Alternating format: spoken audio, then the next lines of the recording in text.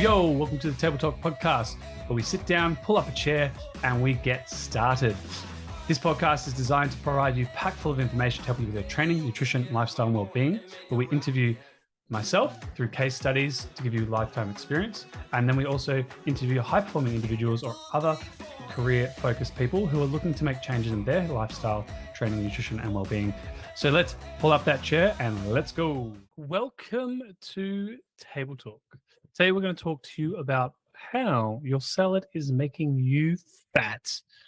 Fat stands for fabulously attractive today, or it could mean you have an abundance of calories in your body, which has led to you increasing fat mass. Yes, salads.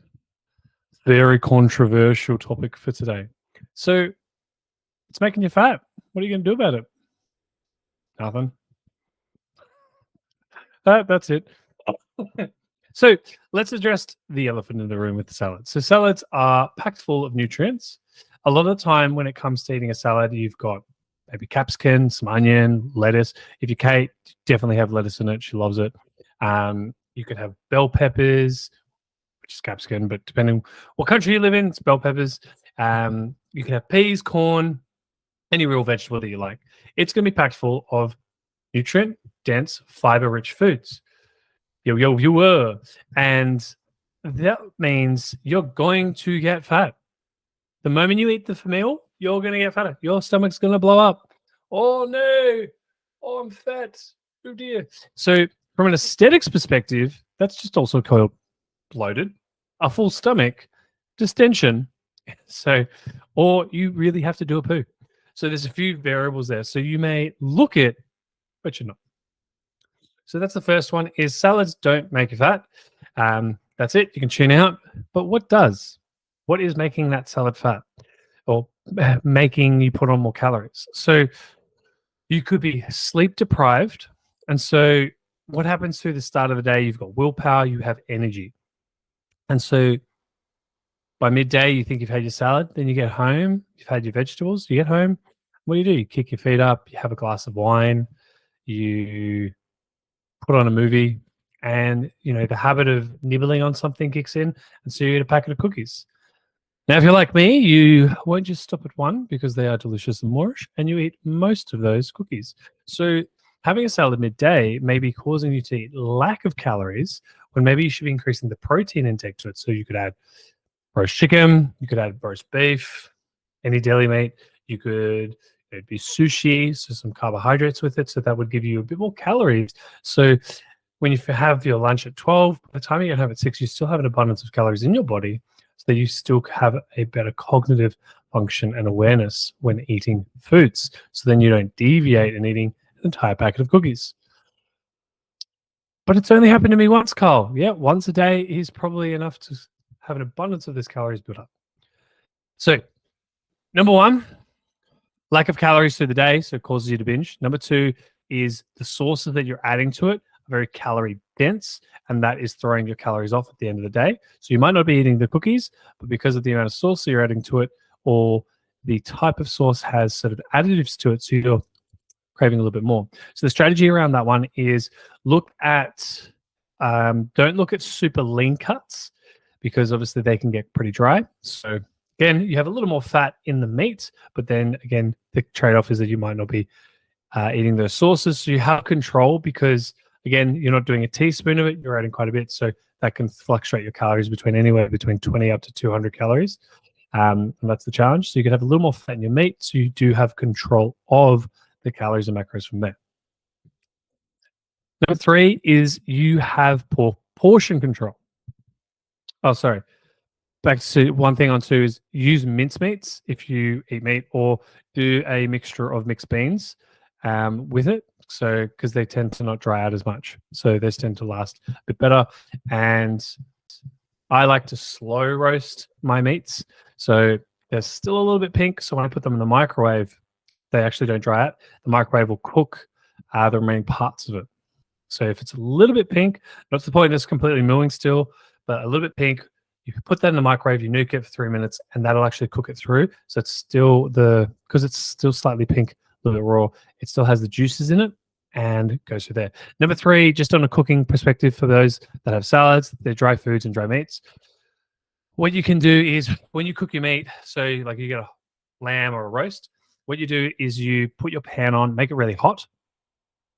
Then when it's like put your meat on it, sear it, so it's golden brown all around the end. It captures everything in to the meat, and you put it in the oven and roast it for 40 minutes.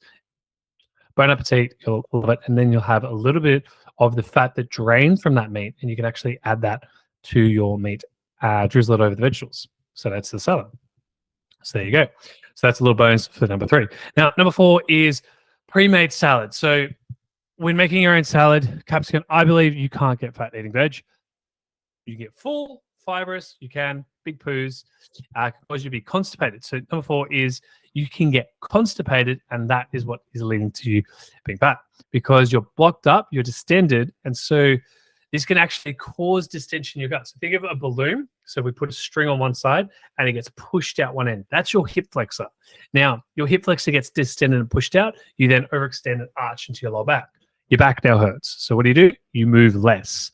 So overindulgence in salads or vegetable matter, and you are having to eat quite a lot. We're talking like 2-3 kilos of veg like a day. Can be done, and it tends to be done for those that are really dieting down. Like you are not eating any carbohydrates, minimal fats, just chomping like you're like a rabbit.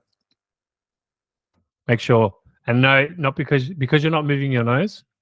That's not why you're struggling with salads. It's just because you're eating so much. Give it a go. If someone pretends to be a rabbit, you move your nose, cute fluffy tail. Let me know if that helps. I haven't tested that one, but if you do, let me know. So staying on number 4 topic is that you're eating too many vegetables, which is causing distension in your gut, pushes out, stresses your hip flexor, puts pressure through your lumbar, so you're overarched. And then because of that, you're in pain, and that causes you to move less. So then what happens is you're less calories, you move less, you burn less calories. And so that was what causes you to have weight gain because you're eating so little so often, your body just can't keep up. So it slows down its function. You yawn, you slump your posture, you're tired all the time. You'll like have micro naps. I used to do it. It was really funny. I remember being in a room and my coach at the time, I literally did this. I'm like, man, there's not much oxygen in this room. He's like, dude, you just fell asleep. I'm like, nah. I didn't fall asleep. I don't know what you're talking about. Yeah, so what's the plan? He's like, I just told you the plan. I'm like, no, you didn't. So you can really and apparently I was on like 1,000 calories and people were like, it's impossible. For a short period of time, it's possible, but I was doing like 3 hours cardio as well just to burn more fat off. So if you're in pain, you tend not to move as much. So therefore that would lead to your body not moving as much. And so that would cause that to affect you. So yeah. Number 1, you lack willpower because you don't need any calories for the day. Number 2, you're adding too much sauce to it. 3, you don't actually know how to cook properly, and you should look at searing your meat and have it slightly pink. Also, mix beans to it can help. Add flavor and keep some fluid in it. Tip olive oil, butter on top, a little bit, like a tablespoon. That's my preference. And then number 4 is that you probably have completely removed everything out of your diet: carbs, happiness, hopes, dreams. You've taken it all out, and all you're eating is so much vegetables that you're distended and constipated all the time. So your bowel movements are terrible, and that's causing distension in your gut, which is pushing on your hip flexor, causing your posture to change, and then causing you back pain, which decreases your energy intake day to day anyway.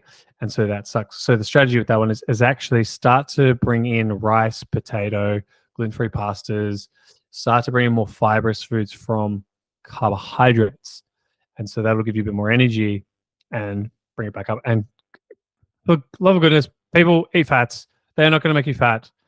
Like, this is an episode telling you eating too much salad and messing your salads up is making you fat. Like, fat does not make you fat. Now, abundance of fat. How much is enough? Guys, 0.5 grams per kilo of body weight. So if you're 100 kilos, minimum 50 grams. Ladies, 1 gram. Like, females, ladies, you bring life into this world. Like, there's no need to cut your fats.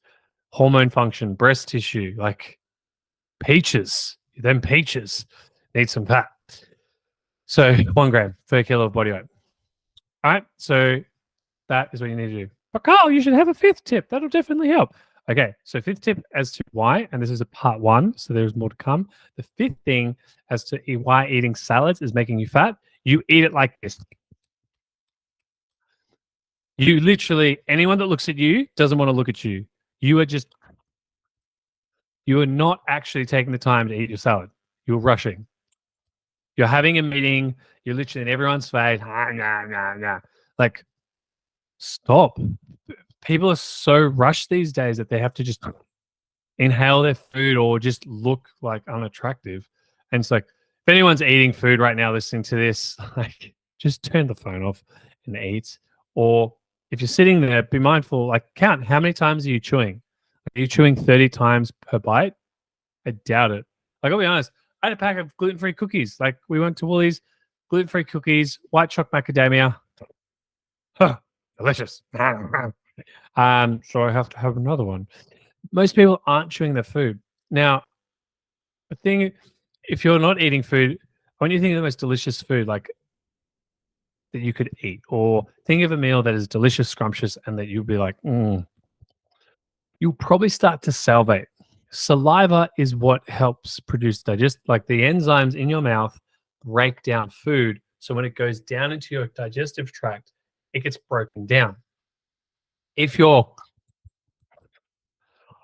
inhaling it, you're not actually getting the digestive enzymes, the cephalic phase, onto that food, into the gut to assist digestion. So that's going to cause, like number 4, the bloat discomfort. So it actually, again, adds to 4. But because of that, just rushing the process, therefore, may not allow your body to break down the food effectively to get all the vitamins and minerals to stimulate the natural detox process. A natural detox. If you've got a liver, you've got kidneys, you've got heart, you've got a brain, your body's naturally going to use these organs, to, utilize the minerals and vitamins in your body to metabolize, burn, and detox. Now, toxins are stored in fat. So if you're not detoxing, your body's holding on to that. So 1, lack willpower, because you don't eat enough through the day. So don't just eat salads only. Add some meat or beans or veg to it. Not veg, so like fibrous foods.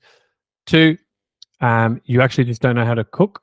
So you're overcooking your food, so it's really dry. So you're adding too much sauce to it. 3, tip on how to roast foods. Keep it slightly raw, just slightly, not that it's going to give you food poisoning, just enough, and then nuke it. Add a little bit of butter. 4, eat your fats. Goodness me. But don't just eat only vegetables, like 2-3 kilos of veg a day. Yeah, it might help a little bit in the short term, but if you're on 800 calories for the last week or 2, you've got more challenges to work on. And I highly recommend you reach out to someone to help. Number 5 is understand that you are just eating like a maniac and just inhaling your food. And it doesn't look attractive, 1, and 2, it's actually probably compromising your digestive health and not allowing the body to break down the foods effectively. So that's part 1 of why salads are making you fat. Don't eat like a dickhead. Eat like a sensible person. Put the phone down, chew food, and have a cracker of a day. Adios, amigos. Till next time, Table Talk. Hey, thanks so much for joining the episode of Table Talk today. We hope you found some helpful tips and inspiration in staying healthy and fit, even with a busy schedule. Be sure to subscribe to our podcast. Stay tuned for our next conversation. Until then, keep prioritizing yourself, your health, your fitness, and we'll see you on the next Table Talk.